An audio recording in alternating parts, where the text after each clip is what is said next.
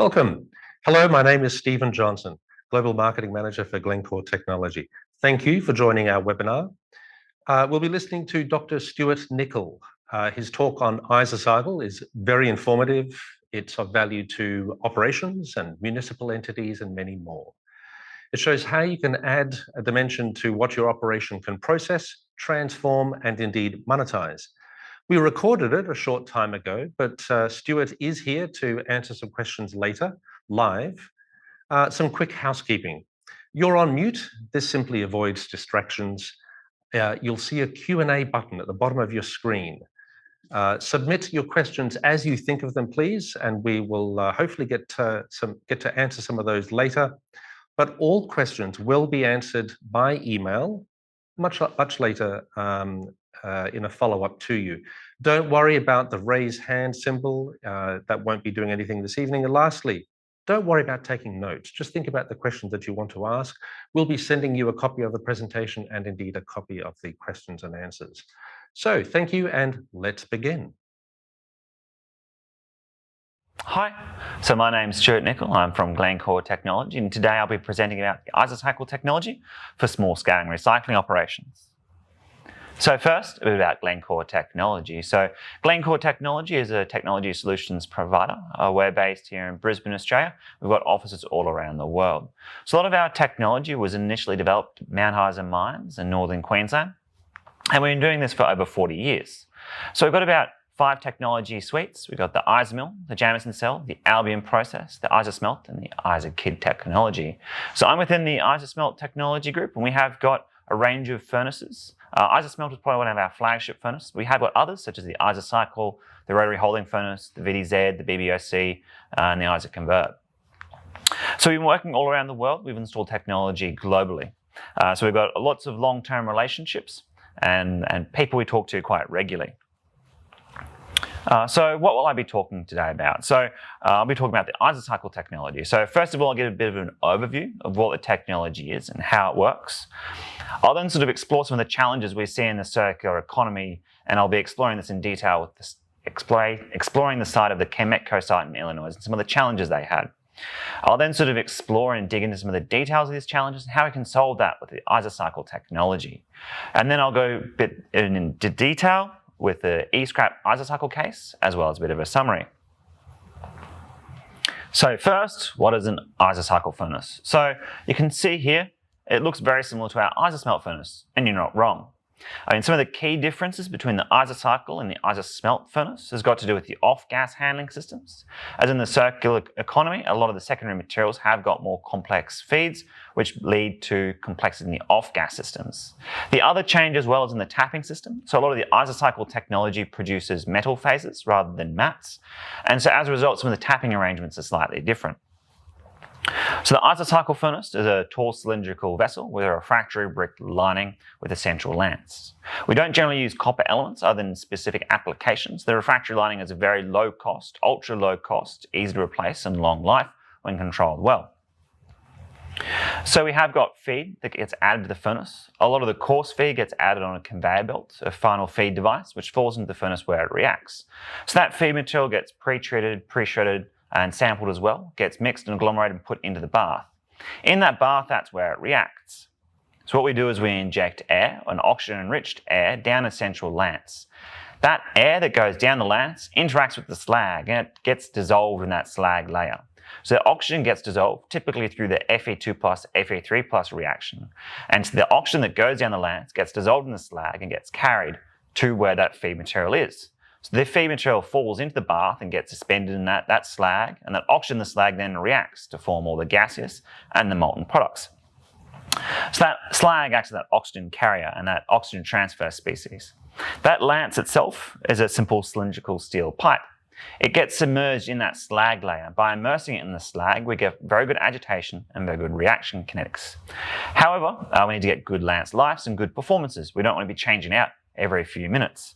So what we have is we've got advanced designs for these lances with specialist internal components.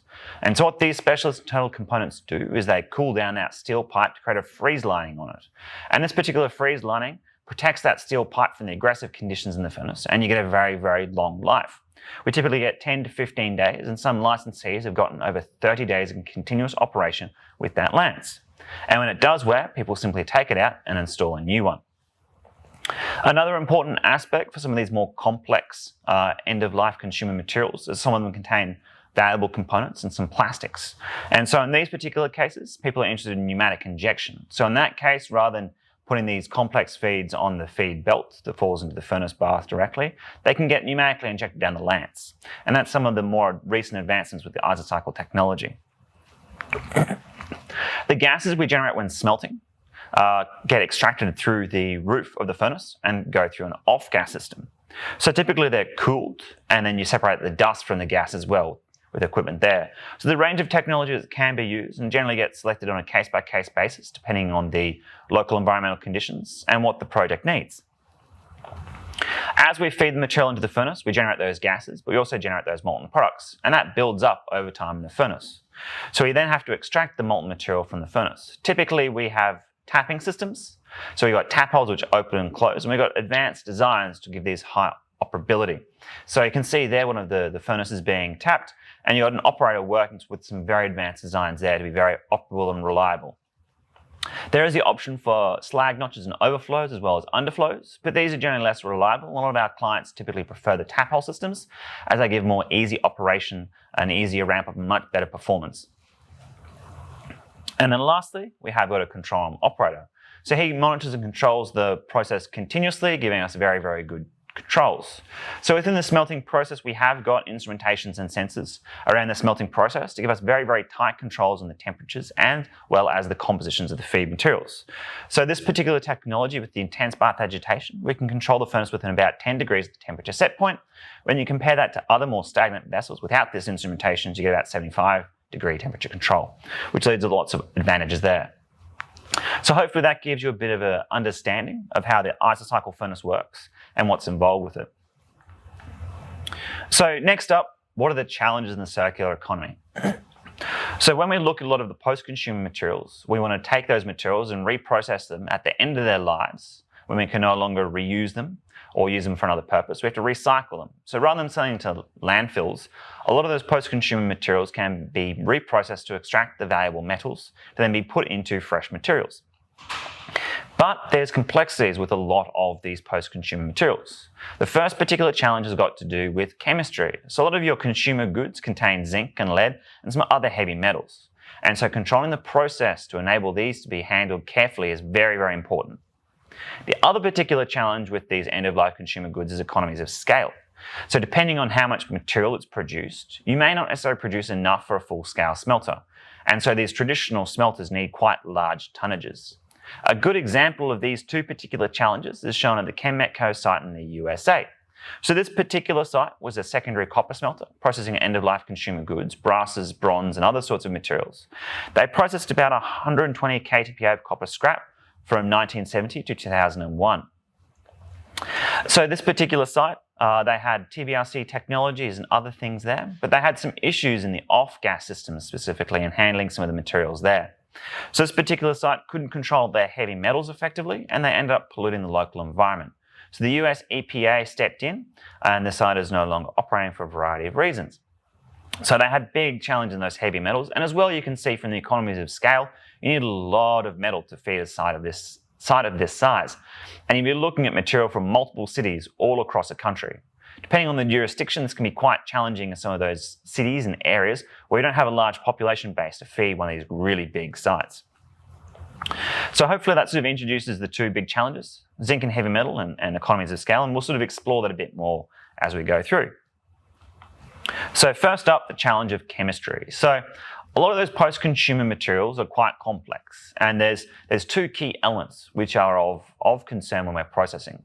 The first one is aluminium. So aluminium is quite a common metal. It's quite light, and it's quite good for a lot of applications in phones and laptops and things like that over steel. Quite corrosion resistant as well when it's done quite nicely. But when we're recycling it and we're smelting it, it gives us challenges in the slag and how we operate our furnaces. So generally to treat the aluminium, we end up adding lots of fluxes to produce a fluid slag to enable us to operate our technology well. Traditionally, a lot of these furnaces and technologies end up with overflux conditions to ensure that the furnaces are operable. So you can see we've got the pseudo-binary phase diagram here. And while you can typically run about 1250 degrees Celsius with over 12% alumina in the slag, a lot of these sort of secondary operations treating these materials typically ran with less than 10% alumina in the slag. So this meant they got high superheats and they have to add a lot more flux than if they ran with the minimum flux required. So they overfluxed it.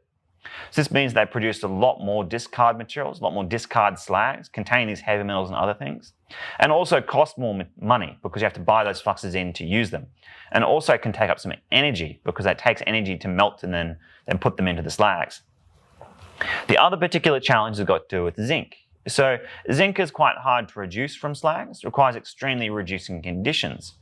So typically a fairly large proportion of this metal reports to the slag phase and gets carried out there. So it's quite difficult to remove the zinc from that slag. So some of these secondary copper operations, as well as in other industries, they have to reprocess that slag.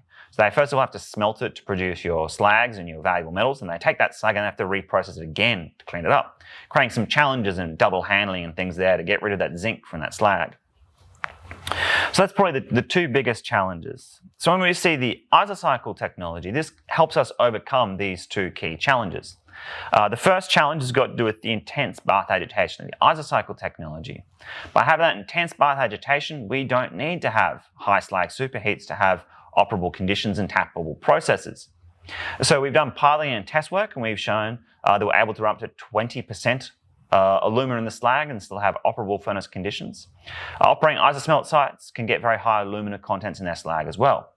When we compare that to other furnace technologies, they end up with much lower alumina in their slag, with the overfluxing and larger volumes of slag. So typically TBRC furnaces run around the 5 to 7% alumina mark. Some sites have reported up to about 10% alumina in their slag, but none of them have been able to report up to 20% in their slag products as well. The traditional blast furnaces, which were also used in these sorts of operations, got up to about 10% alumina in the slag. So you can see there that running with higher alumina in the slag means we generate less discard materials.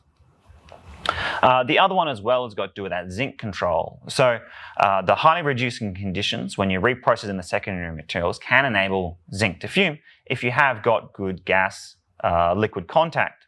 So the isocycle technology, when we did the piloting and testing, you get over 80% zinc fuming.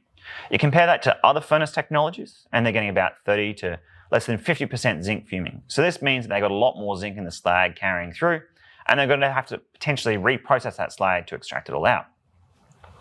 So not only is the zinc fumed off, but with good off-gas system designs, that zinc is now able to be recaptured into a dust, which we can then reprocess at other facilities as well. So that really intense bath agitation and good gas liquid contact and isocycle technology really helps with both the zinc and the alumina there.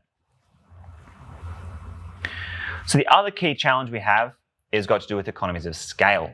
So when we look at these great big complex secondary metals facilities, they generally have to collect a lot of material from multiple cities all across either a country or regions. This is because they typically do complete processing all the way from the feed material to the final refined metal product. So to go from the feed to the final refined metal product, you have to have multiple steps requiring multiple furnaces. And if you have multiple furnaces, it's generally hard to be economically viable on a smaller scale. So you don't have to make them big, but that ends up with lots of cities, lots of feeds. So you can see there that this economies of scale with the complexities of these flow sheets and the tons needed makes us quite difficult. This can be big challenges in some regions of the world like Australia or other remote sites, or where jurisdictions where exporting scrap is getting more difficult to other post-consumer materials. So it means that these sorts of facilities may not be financially viable in these sorts of areas, and the economies of scale may not quite work to produce all the final refined metals. So one option here is to do partial processing. So to overcome that economies of scale, the alternative here is rather doing full smelting and processing all the way to final refined metals, do partial processing. So if you do partial processing, you typically do smelting and then producing an initial unrefined metal product. So in the case of copper smelting, you'd be producing a black copper product, or if you're looking at sort of the lead industry, you might be producing unrefined lead bullion blocks, hard lead, unrefined there. Similar things in other sorts of metal commodities as well, like nickel things and sort of other sorts of mats and products from other processes. So what this means, rather than having all the complete flow sheet, you only need 1 or 2 furnaces and some feed handling systems, you're a lot simpler, which makes it easier and lower cost to build a facility to process the material in a particular location. That semi-refined or partially processed material will then have to be sent off to a larger facility.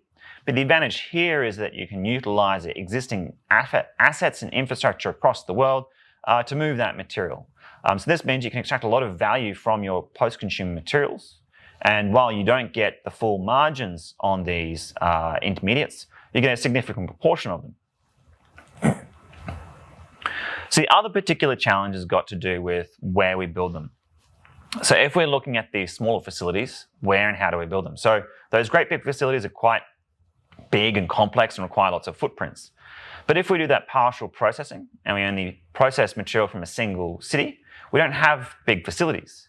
And instead, when we look at the size and the scale, if we're looking at a single large city with about 4 million people, that'd be processing and producing about 400 KTPA of PCB e-scraps from post-consumer materials.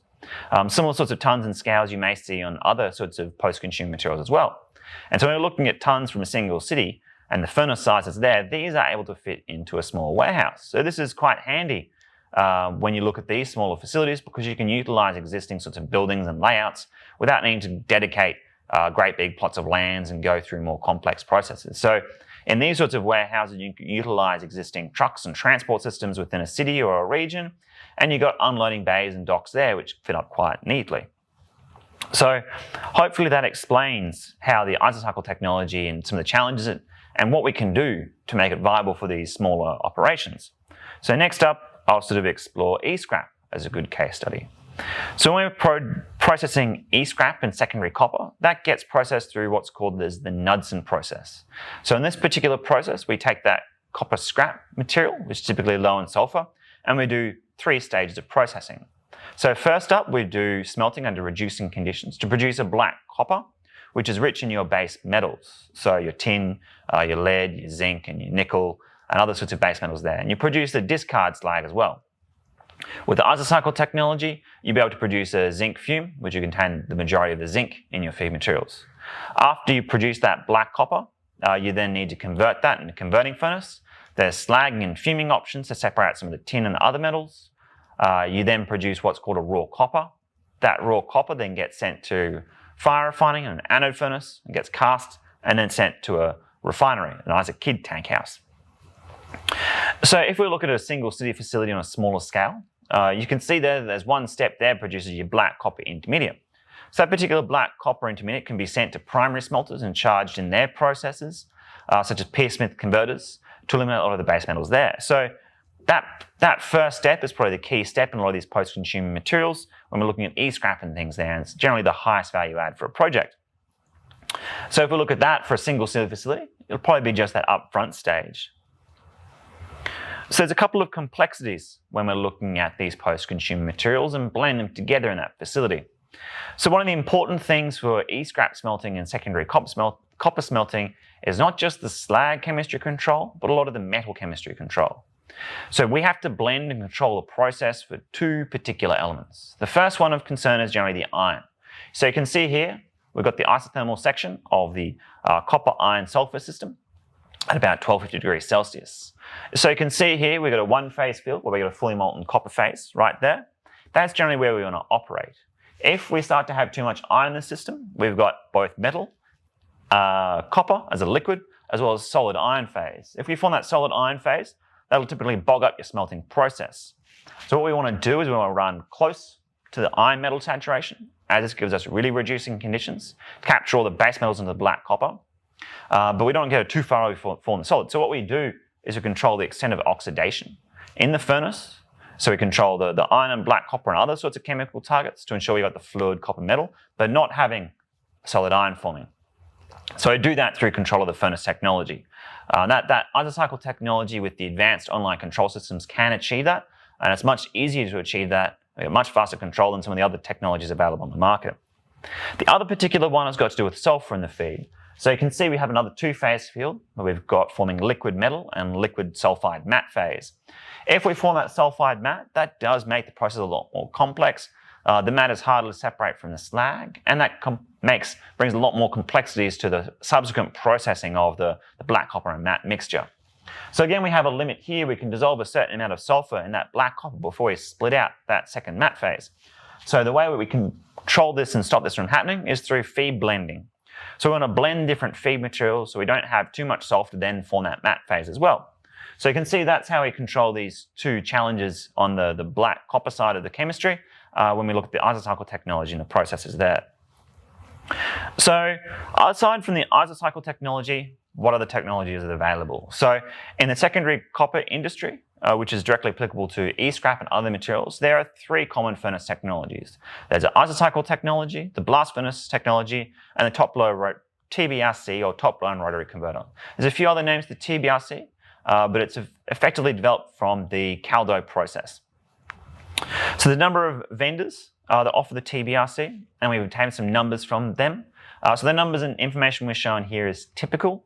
Some vendors may offer slightly different and some advantages and different, maybe some improved numbers in some areas, depending. But this is typical for TBRC vendors when we have done industry surveys.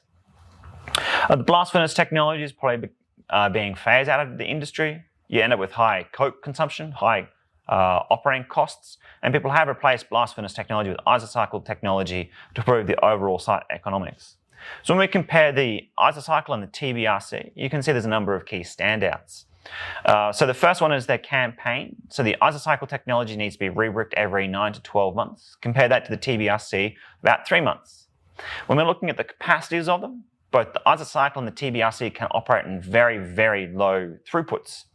So the isocycle F600 furnace can process very, very small amounts, kilograms an hour or less. But we can scale that up to facilities that process 450 KTPA of e-scrap or other materials, or even greater if people desire.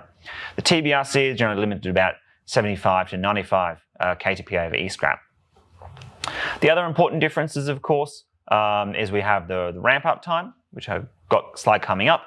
That has major impacts on your project economics. And as well, we've got some improved lance efficiencies with the isocycle technology because the oxidation in the lance is submerged in the bath as opposed to sitting above the molten bath. So higher lance efficiencies in there as well. So what about the ramp up, which I just mentioned? So during the initial stages of a project, a lot of the time you have to iron out some kinks in the process, learn how it works.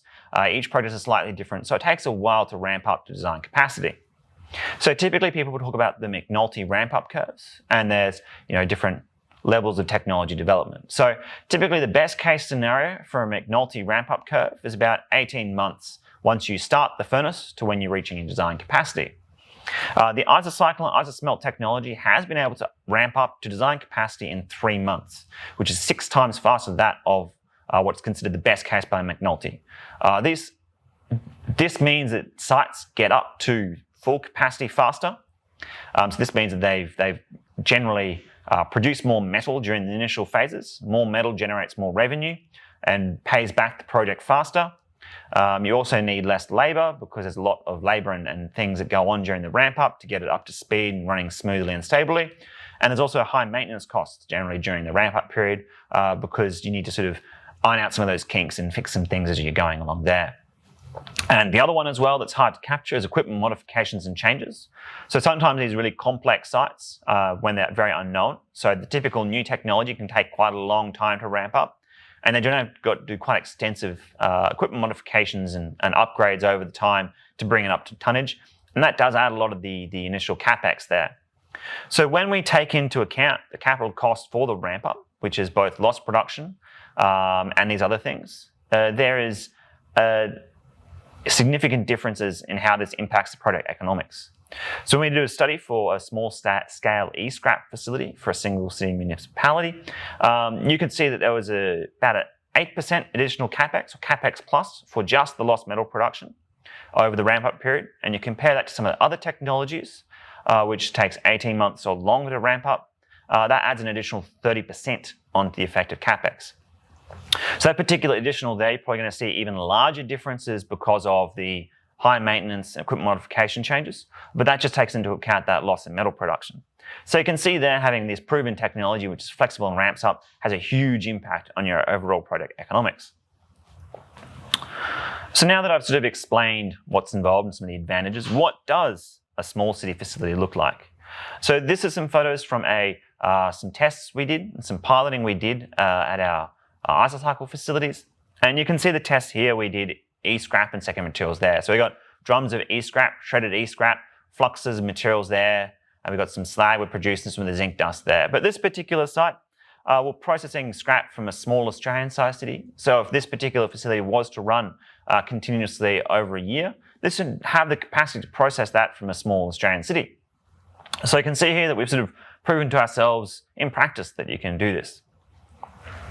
So if you were to design a slightly larger one, for not just a small Australian city, but a larger Australian city or large cities around the world, you can see what they typically look like. So we've done some designs and some plant layouts and things, what these look like. So this is a plant layout for our single city facility, taking material at about 25 to 35 kTpa of e-scrap. So quite a large facility there from maybe a big global city or some things there. Sizes and things you can change a bit, but you can see here that this is simply fitting into a light industrial warehouse with some extra equipment on the side for the isocycle furnace and some off-gas equipment there. So this fits quite neatly within your facilities. You can see as well we've got some loading, some docks here for trucks to move in and out, so the trucks can move and deliver the material. So let's have a bit of a look into some of the specific layouts in important areas. So the first one is a feed delivery area. So you can see there that there's the bays where the trucks can open up the roller doors, bring the materials in, put them in the hoppers, shred them, sample them and do what they need to, put them into the bins and feed them up. And you can see in this area as well, we also have a slag granulation system. So our slags are nice and clean, and so we granulate them and we can sort of use them for other purposes. So you can see the bins and things, and we've got the belts going up the isocycle furnace. And the other important areas, once we fed it in, is the tapping floor. So you can see here, this is the tap holes where we can tap out that black copper phase into some pots and sand that out. You can do some other things. And there's also some tap holes there for the slags going through the granulation system. You can see here, we also have some dropout hoppers here where we collect some of those zinc dusts and other materials which we can collect and reprocess, or we can send them off site for other people to deal with. So you can see here there's a lot of flexibility. A lot of these projects and things can be customized depending on what the projects need. But yeah, hopefully this gives you a bit of understanding of what they look like. So in conclusions, there are two main challenges when we're processing post-consumer materials. The first one is chemistry control, specifically zinc and aluminium. And the other one is scale. So those great big multi-city facilities can be quite complex and very high cost compared to the single city facilities. So when we look at the isocycle technology, it offers unique advantages for both of these.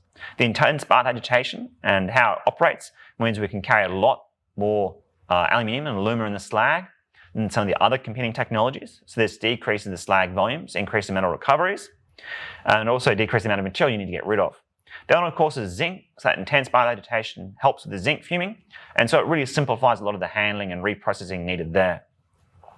The other one is it's also able to run at both small scales and large scales, so you can do the single city facilities there.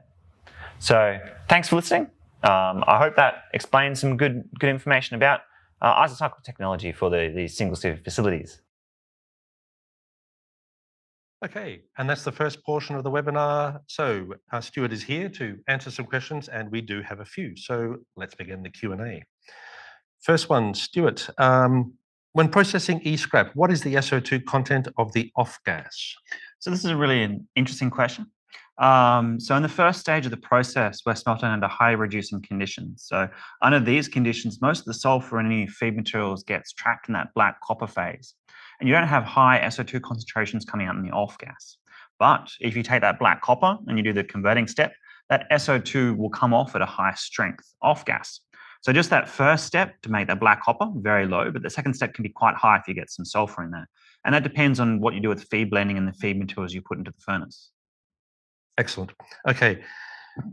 Some alternative furnaces here. The TBRC and the Caldo furnaces can do smelting and converting in a single vessel. Can Isocycle do the same? So yes, it can. A number of our isocycle installations around the world have done batch processing, and we have got some operations with secondary copper which do batch processing. So it's well known that we can do both smelting and converting in a single vessel. There are some trade-offs between one vessel versus multiple vessels. The economics are not straightforward. Depends a bit on size and scale and what you wish to do in future expansion plans. And would probably recommend a bit of a study if you did want to do it all in one step as opposed to multiple furnaces. Good. Okay. Exactly what kinds of wastes are best processed using isocycle, and can you process black mass? So yeah, black mass is becoming quite a popular topic at the moment because it contains a lot of base metals. That's nickel, cobalt, and copper as well. So we can process that in isosmelt technology and isocycle technology. We have got some more research and development which is ongoing in this, which we need to sort of firm up and understand some of the things to install it at a full-scale implementation. And we're working on trying to adjust the chemistry. So if you look at a lot of other smelting processes that do black mass, there's some chemistry challenges with what they're proposing. And so we've got some ideas and concepts to help hopefully overcome some of those chemistry challenges to produce a flow sheet which is a bit more operable than what's currently proposed. When we look at what other sorts of wastes we can process with isocycle technology, so we can do any sort of end-of-life consumable material that contains a lot of base metals. So we generally use different base metal systems depending on what the predominant metals are. So those are commonly copper for e-scraps and electronic materials. And we also have secondary lead acid batteries, which we've also done isocycle and isosmelt technology for, but other sorts of end-of-life consumer materials we can also smelt, and you can change the chemistry depending on what the predominant metals are in that feed material. Excellent. Good. Next one. How can isocycle deal with bad slag? So this is quite a common thing that people are talking about with e-scrap and secondary copper smelting because of the complex chemistries. There's lots of concerns about things like aluminium in the feed, which can make the slags quite viscous and chunky if you have lots of solids. So bad slag typically happens when you have lots of solids present, and when it's viscous and lumpy and chunky, you get lots of metal entrainment. So if you're smelting, we can correct this while we're running. So a continuous isocycle furnace, you can control the chemistry while you're running through sampling and dipping and continual monitoring of the furnace. If you're doing batch processing, or even if you're doing continuous processing and you have a bad slag, that slag will have challenges in leaving the furnace tap hole. So if you have got a viscous slag, you close the tap on, you correct the slag chemistry by adding more fluxes or heating the slag bath up a bit more. And so what this means is we can only recover clean slags from an isocycle furnace, an isosmelt furnace. And this means we've always got good metal losses. Other furnaces don't have this protection of a tap hole, and instead they can dispose of viscous slags with high metal entrainment. And if you are pouring out bad slags, you've got high recirculating loads and large metal inventories of these poor materials which need to be reprocessed. And speaking of controls and the ease of, how hard is it to control the temperature? So this is quite an interesting one with lots of our end-of-life consumer materials because they contain lots of plastics and organic materials which generate lots of heat. So when we smelt these materials to recover the base metals, we have to manage the temperature by adding coolants. There's a few coolant options available, but one we generally recommend is using scrap copper. Now, the reason we generally recommend adding scrap copper is this helps with your gold and silver recoveries because you're sort of washing the metals out of the slag and diluting it into the black copper phase. And the other one as well is that when you reprocess these materials, you have to remelt them, and you can use that free fuel to melt that copper scrap without having to have extra furnaces and processes which burn more fuel and use money to melt the material. Good. A refining question. How are the black copper products produced by an isocycle refined? So this is quite an interesting topic because it sort of lends into how far do you go? So generally we'd be recommending for a small scale operation to start with, maybe consider just going to a black copper product and then moving that off to a primary copper smelter to process. As you then start to get more advanced, larger tonnages, and when you advance your projects, you can spend more capital, and then you can start to do the downstream refining. So you've got a number of products you can make. You can produce things like raw copper, which is semi-refined. You can also produce cathode copper, anode copper. There's a few different things there depending on how many steps you do. But all of the steps, of course, you get more money for the products you make, but also cost more money to both process as well as capital costs. And so you do need to do the project economics to determine where you wish to end, and the future visions also have an impact of what you wish to do. Okay, and talking of projects, there is another question here that might be allied. How long is it from first talks to commission in an isocycle project?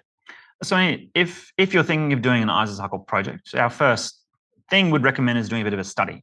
The purpose of a study is to sort of understand the sorts of feeds and things and determine what sort of visions and dreams you have for your project, because there's lots and lots of options. From that first study, you then sort of determine a bit of a path forward. Once you've figured that out, you can start to design the thing. So you sort of go through different stages of engineering, basic engineering, detailed engineering. But once you've sort of finished the initial stages of engineering, it can take anywhere from 18 to 30 months, depending on the size, the scale of the operation, the complexity, and the location, as well as the size of the furnace. Also has a bit of a role here, and some of the long lead and complex items can take a bit longer, particularly for the larger furnaces. We might make this one the last one, although I know one of our team members, Ben, has been online answering some questions as well. What are the lower and upper limits, Stuart, on volumes of waste that can be treated? So our ISOSmelt and ISOcycle technology comes in a wide range of sizes. The smallest we have got is an F600 furnace, which can process, maybe a couple of kilos an hour, all the way up to our largest furnaces, which we call the 5500s. We've also got larger furnaces which we're working on and sizing those ones, but they can process, hundreds of tons an hour in the larger ones. So for e-scrap, you generally process lower tonnages than you would in primary copper materials. So you're probably looking at, 50, 60 tons per hour of e-scraps and things. But it all depends a lot on your project economics. And so I would recommend studying and determining those things, because there's sort of a point where the fixed and variable costs of line up and projects become viable. Excellent. And that's all we have time for now. We do hope you enjoyed the webinar. You will receive a copy of the presentation. And if your question wasn't answered, you will receive a copy with an email very soon. So many thank yous for joining us, and goodbye.